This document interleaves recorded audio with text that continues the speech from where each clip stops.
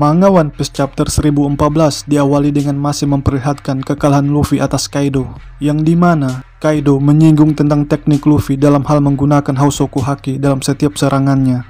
Namun menurut Kaido, tekniknya tersebut masih memiliki banyak kekurangan. Dengan kata lain, Luffy belum menguasai betul secara sempurna penerapan Haki Raja level atas.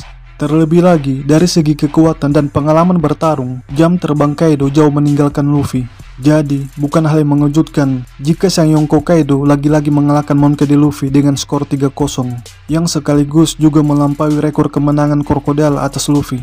Akan tetapi, yang paling menarik pasca kemenangan Kaido menghadapi salah satu generasi terburuk tersebut adalah statementnya tentang Luffy yang bunyinya, "Tampaknya kau pun tidak bisa menjadi Joy Boy."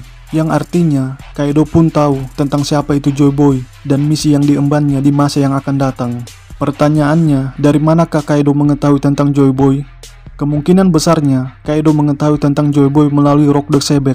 Sebab, seperti yang kita tahu, bahwa Kaido memulai karir bajak lautnya pada masa 40 tahun yang lalu, tepatnya di bajak laut Rocks. Dan setiap kelompok bajak laut yang ingin ke dunia baru, pasti transit terlebih dahulu ke Pulau Manusia Ikan. Dan disitulah awal mulanya kelompok bajak laut Rocks mengenal seseorang yang bernama Joy Boy.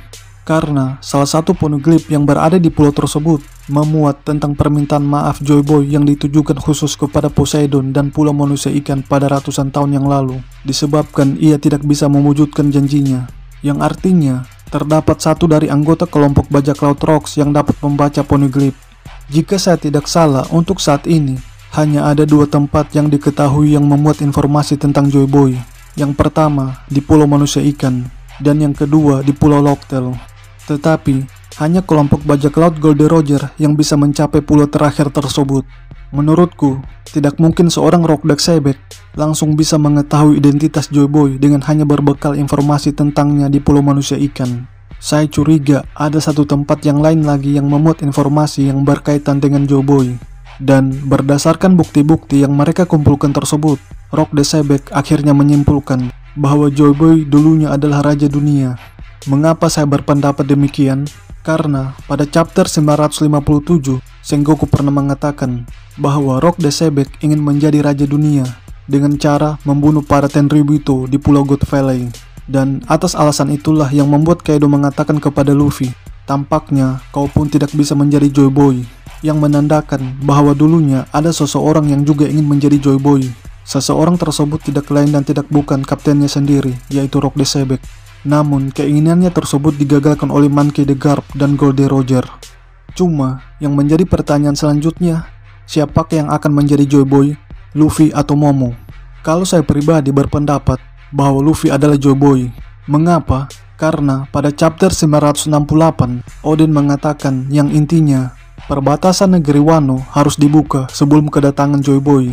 Sedangkan Luffy pada saat itu belum muncul ke dunia alias belum dilahirkan. Jika Momo adalah Joy Boy, seharusnya Oden tidak mengatakan seperti itu, sebab Momo sudah berada di negeri Wano.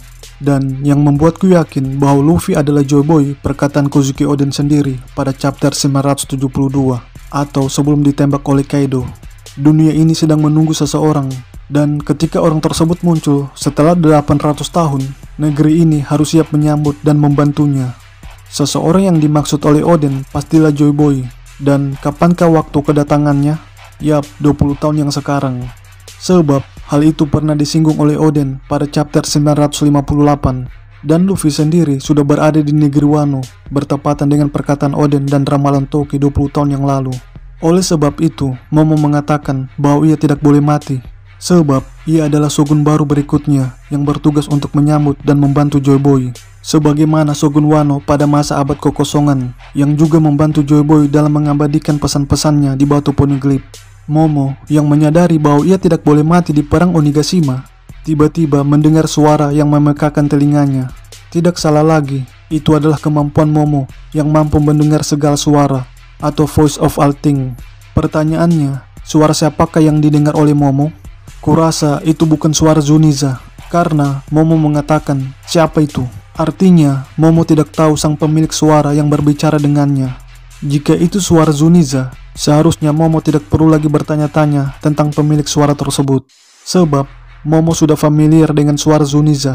Hal itu dapat dilihat ketika Momo mengatakan di Pulau Zou, yaitu pada chapter 822, bahwa ia harus mengobrol dengan Zuniza yang berkaitan tentang klan Kozuki. Kalau memang itu bukan suara Zuniza, lantas itu suara siapa? Kemungkinan besarnya, itu suara dari monster laut yang berada di perairan negeri Wano, yang menginstruksikan kepada Momo agar menyampaikan sesuatu. Sesuatu tersebut bisa jadi ada hubungannya dengan Joy Boy. Mungkin iya, mungkin juga tidak. Berbicara tentang peperangan, maka tidak akan terlepas dari yang namanya kematian. Karena, kedua aspek tersebut bagaikan dua mata sisi uang yang tidak akan bisa dipisahkan. Seperti yang dialami oleh Asura dan Kanjuro. Mungkinkah Kiku dan Kinemon akan menyusul mereka berdua? Jawabannya hanya Oda yang tahu.